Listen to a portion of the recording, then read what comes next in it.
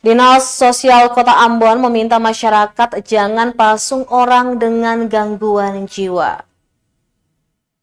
Dinas Sosial Kota Ambon meminta masyarakat tidak melakukan pemasungan terhadap orang dengan gangguan jiwa atau ODGJ ataupun penyandang disabilitas mental. PLT Kepala Dinas Sosial Kota Ambon, Enrico Matita Putih, meminta kepada masyarakat melihat ataupun keluarga serta kerabat tidak sanggup menangani ODGJ untuk menyerahkannya kepada pihak Dinsos.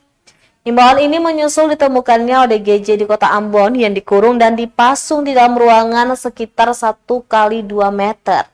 Menurutnya, pasien ODGJ juga memiliki hak untuk hidup serta mendapatkan pelayanan. Sehingga melakukan pemasungan kepada pasien ODGJ adalah mencabut hak asasi manusia. Serta setelah dilaporkan, lanjut Enrico, mereka akan ditindaklanjuti dan ditangani dengan perawatan sebagaimana mestinya. Bila ditangani secara baik, mungkin akan pulih lebih cepat dan kembali hidup normal di tengah-tengah masyarakat.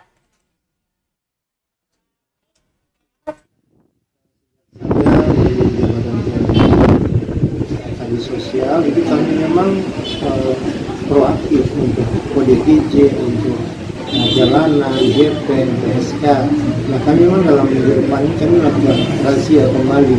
Kami sudah melakukan kerjasama dengan PSKY di sini bahwa setiap pasien yang kami ketemu di jalan dulu kami akan bawa ke sini. Kemudian jalanan juga kami sudah siapkan rumah singgah untuk mereka kalau mereka tidak memiliki sewa.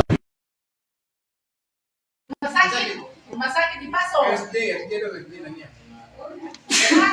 Angkatan yang mama dulu, dia angkatan yang dulu. Terima kasih sudah nonton. Jangan lupa like, subscribe, dan share ya.